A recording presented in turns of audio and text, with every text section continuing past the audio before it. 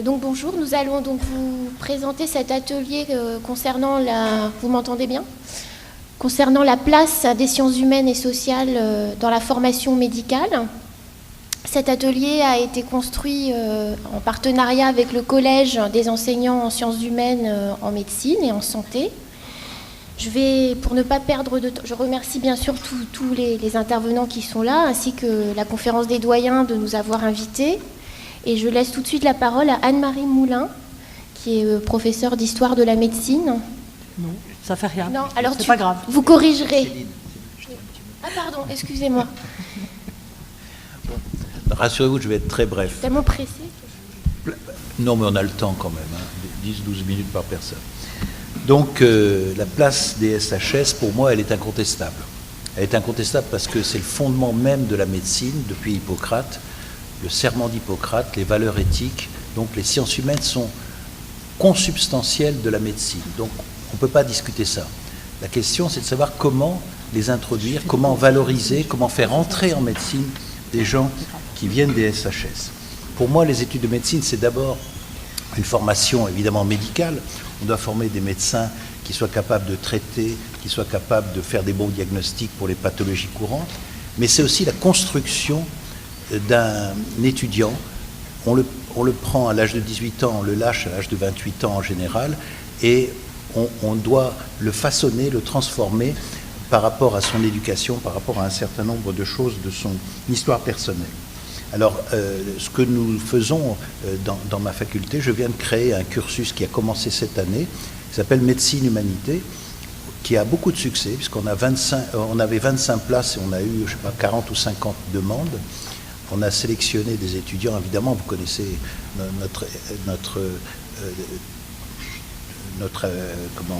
relation avec la sélection. On a sélectionné des étudiants motivés, on en a 25, et ils ont une première année générale, de sciences humaines générales, les cours sont faits par Paris 3 et une partie de personnes de Paris Descartes, de l'université. Ce sont des cours de philosophie, d'épistémologie, des cours de sociologie. Il y a histoire du cinéma et de la médecine, littérature française et médecine. La deuxième année, c'est spécialisé. La deuxième année, ils choisissent philosophie, c'est optionnel, donc là on est à la première année. Et ensuite, ils sont admis, grâce au CVU de Paris 3 et au CVU de Paris 5, ils sont admis directement en M2 et ils peuvent faire un mémoire en M2 avec un directeur. Puis ensuite, s'ils réussissent leur M2, ils peuvent faire une thèse. L'idée, c'est d'arriver à amener des étudiants. Alors, les étudiants admis, c'est des P2, mais c'est n'importe quelle année, y compris des troisième cycles, s'ils ont envie de suivre ce cursus. Donc, je pense qu'il faut... Alors, pour l'entrée des étudiants, là, c'est la passerelle P2 qui permet, la nouvelle passerelle P2, qui permet... On a accepté cette année, j'étais président du jury de l'Île-de-France pour toutes les passerelles P2, et on a donc accepté 2 étudiants qui avaient un cursus purement littéraire. Un qui avait fait Normal Sup lettres, mais l'autre qui avait une maîtrise de lettres, mais qui avait de très bons résultats. Et donc, on va voir un petit peu comment il se comporte. Donc voilà ce que je voulais dire. Et je crois qu'on peut donner la parole maintenant à Anne-Marie Moulin. Et donc, je corrige, Anne-Marie Moulin est directrice de recherche au CNRS. C'était important. Bonjour. Oui, j'ai réagi... tout simplement parce que, en fait, je vais rapidement vous donner un retour d'expérience, presque 30 ans d'intervention au titre de ma double formation de médecin et de philosophe dans les sciences de la santé en médecine, dans la formation médicale. Et en fait, j'ai soigneusement évité les étiquettes disciplinaires, ce qui fait que, comme vous le voyez, j'ai participé à cet enseignement des sciences de la philosophie et des sciences de la sociale dans le domaine de la santé à des titres disciplinaires très divers. Il faut dire que ça répondait essentiellement à une demande qui était diversifiée, et c'est pour ça que j'évitais de me présenter avec une étiquette précise, de façon à pouvoir choisir, comme je voulais, dans l'éventail des disciplines intéressées, celle qui me paraissait convenable. Donc la liste de ces disciplines, elle est longue. Aujourd'hui, je n'emprunterai des exemples qu'à 2 d'entre elles, mais vous verrez aisément comment on peut passer de l'une à l'autre. Alors, au départ, la demande qui s'adressait à moi était essentiellement formulée en termes d'éthique. Il y avait un besoin d'éthique qui était un besoin d'un supplément d'âme lié à la dérive techniciste de la médecine et à l'inquiétude sur une certaine démesure qui s'installait. En fait, j'étais assez réticente à abonder dans ce sens parce que je pensais, comme le dit très joliment Marie Gaille, à propos de l'éthique et de la philosophie, que l'arbre, l'éthique, cache la forêt, la philosophie. Donc, c'est de cette façon que j'ai esquivé. Alors, ce que je voulais aussi, il y avait une grande difficulté qui était la diversité des interventions.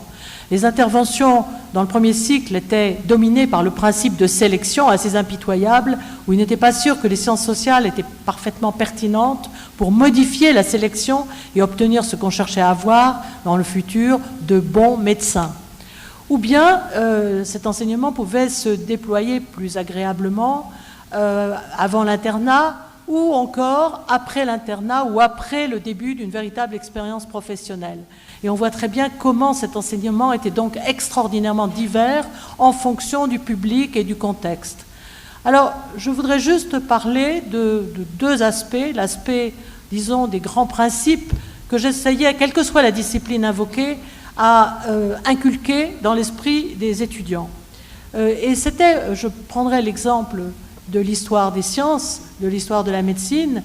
L'idée était de leur faire concevoir une histoire des sciences un peu dépoussiérée de la présentation du caractère absurde des théories auxquelles ils avaient brillamment succédé. Ce que j'essayais de leur montrer, c'était une double lecture de l'histoire de la médecine, une lecture en continuité où il y avait de toute évidence un lien entre les grands ancêtres, Hippocrate et Galien, et ici notre Avicenne nationale, et puis Ambroise Paré et autres figures célèbres jusqu'à nos jours. Ça, c'était pour la continuité. Et ce que je voulais leur montrer, c'est qu'en même temps, il y avait une lecture discontinuiste, ponctuée en particulier par ce qu'on appelle les révolutions médicales.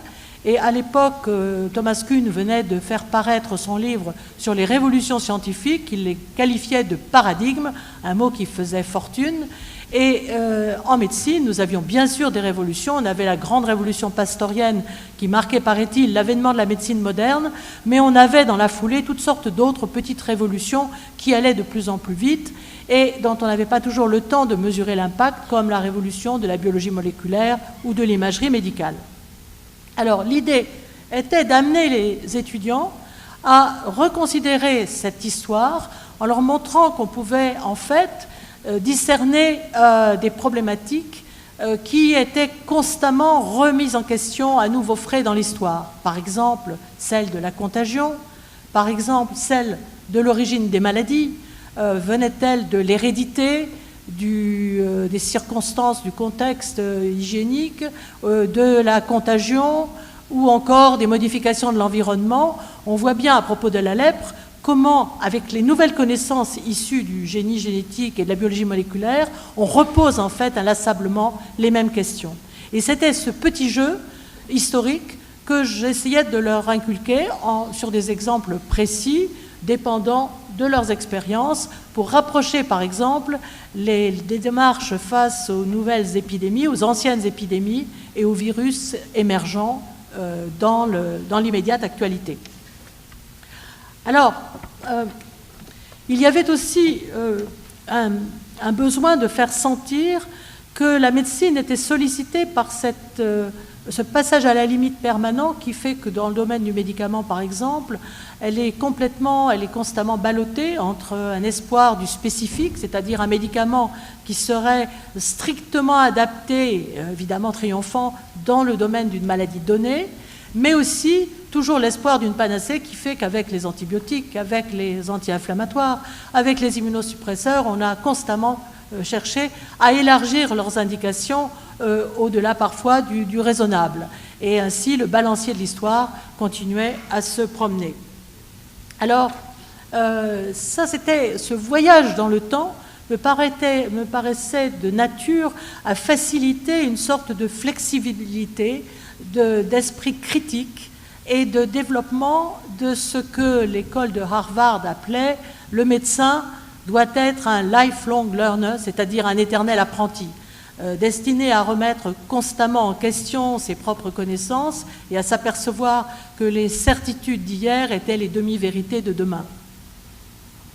Alors, autre façon de déstabiliser l'étudiant et de le projeter dans cette nouvelle configuration épistémologique, c'était l'anthropologie. Après le voyage dans le passé, le voyage dans l'espace. Essayer de comprendre deux choses, également une double lecture. D'une part, la médecine est de toute évidence un métier qui se veut universel, qui est transférable, qui est dans la pratique est ubiquitaire. Et d'autre part, il y a des particularités de chaque culture.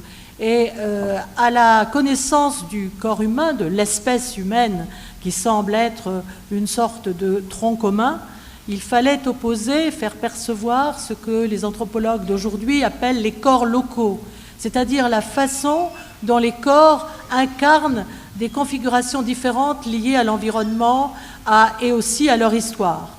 Cette notion de corps local est quelque chose qui éveille des inquiétudes. En effet, la classification des races, la hiérarchisation, et surtout leur hiérarchisation, a laissé de fort mauvais souvenirs. Dans l'idée de reconnaître des différences de culture en quelque sorte marquées sur le corps offert au regard médical était quelque chose qui suscitait des appréhensions. Il y avait donc une façon éthique d'aborder ce problème des corps locaux, la façon dont les diarrhées ne sont pas les mêmes à Bobigny et au Bangladesh, et reflètent les méandres d'une histoire liée aux dérives du vivant. C'est cette intersection que permettait de mesurer, d'expliquer l'anthropologie. Alors, en même temps, on faisait, à travers cette exploration, avec l'aide des sciences de la santé, on faisait retour à des préoccupations éthiques. La notion de vulnérabilité, par exemple, qui est très à la mode, est une notion qui est, de toute évidence, destinée à chapeauter cette notion de corps local en enracinant la pathologie dans un contexte précis, culturel, social et historique. Ce mot de vulnérabilité, et ça c'était une de mes dernières leçons aux étudiants, c'était de leur faire prendre conscience de l'origine des mots qu'ils finissent par manipuler sans y prendre garde. Le terme de vulnérabilité était un terme presque révolutionnaire à l'époque où il a été proposé, et les populations vulnérables, les groupes à risque, et toute cette terminologie est maintenant devenue quelque peu machinale, on a perdu son sens profond, et il est toujours inquiétant d'être prisonnier des mots. C'est contre cette prison des mots que j'essayais de mettre en garde les étudiants, en leur demandant de revenir chaque fois à l'analyse des mots, à leur analyse historique, d'où sortaient ces mots, qui les avait proposés, quelles institutions, à quelle société, dans quel but, et aussi de s'interroger sur leur utilisation et l'idéologie dans laquelle ils pouvaient s'enchasser. Voici donc un itinéraire qui permet de comprendre comment, d'une vision du corps dans tel contexte historique ou géographique, on passe à tel autre, juste pour donner des images, très rapidement, et surtout, un mot d'ordre qui s'affinait au fur et à mesure que les étudiants étaient des apprentis plus savants, le mot d'ordre d'analyse des pratiques. Les groupes de parole dont il a été question ce matin illustrent bien le fait que c'est l'analyse des pratiques qui permet d'éviter les choses-trac du prêt-à-penser et qui permet certainement, grâce à l'intervention des sciences sociales dans le domaine de la santé, de permettre aux étudiants de déployer, disons, pour l'ensemble de leur vie professionnelle, l'esprit critique, le sens du travail du négatif, la reconnaissance que l'erreur entre dans la construction de la vérité médicale et peut-être d'originalité pour trouver des solutions. Je vous remercie.